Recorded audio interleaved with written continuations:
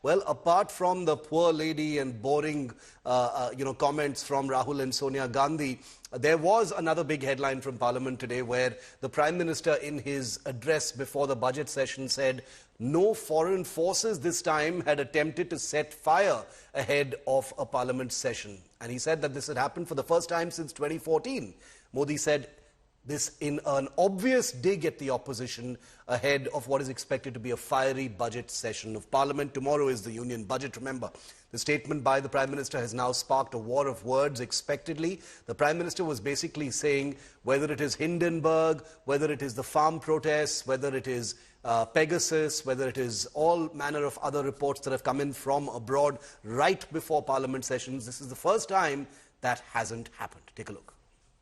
Parliament का सत्र है कि जिसके एक दो दिन पहले कोई विदेशी चिंगारी नहीं प्रगटी है, विदेश में से आग लगाने की कोशिश रही हुई है.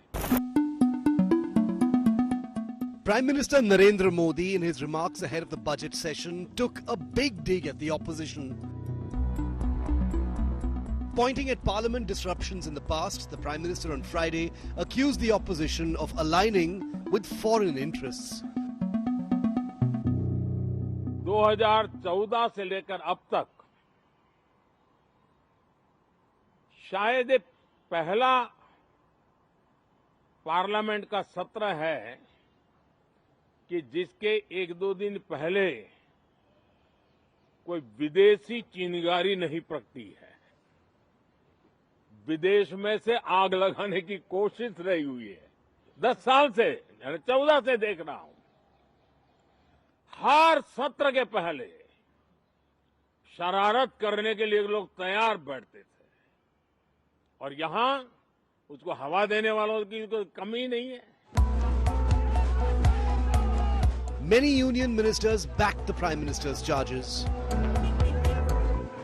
अभी रिसेंट तक भी इन बातों का प्रमाण हम लोग को देखने को मिला है सरोज जैसे विषय को लेकर, जहां पर कहीं ना कहीं विदेशी ताकतों का हस्तक्षेप भारत में रहा था.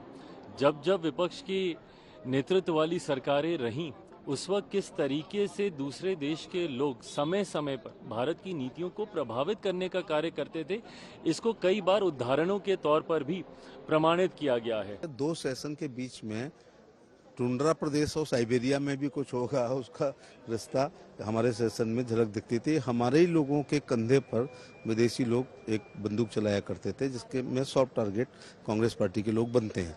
तो ये पहली बार हुआ कि ऐसा नहीं हुआ है. अब हमारी आंतरिक बातों को लेके ही सदन चलेगा. His statement has sparked off a war of words, with the opposition accusing the Prime Minister of ignoring real issues. इस बार कोई चिंगारी नहीं फूटी. देखा कुछ तो कहना ही है उन्हें जी, तो ये सब कहेंगे. तो आपको लगता है सिर्फ ध्यान भटकाने के लिए है? वो हमेशा यही करते हैं. जनता की जो इश्यूज हैं उनके बारे में बात नहीं करते, जवाब नहीं देते. आपने पिछला सेशन देखा, चर्चा ही नहीं की. It's very surprising that the Prime Minister said this. If the Prime Minister has said that there has been foreign interference in the last 10 years under his watch, it's incumbent upon him to expose that foreign interference and use every organ of the state and the forums he has internationally to expose that foreign interference and go after them legally. That's what the Prime Minister should do if there has actually been foreign interference.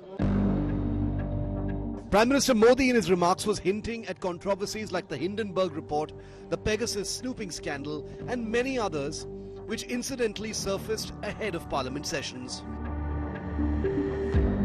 Prime Minister Modi also expressed confidence that every MP, especially the young ones, will contribute to the agenda of Viksit Bharat during the session. विकसित भारत को मजबूती देने के लिए अपना योगदान देंगे.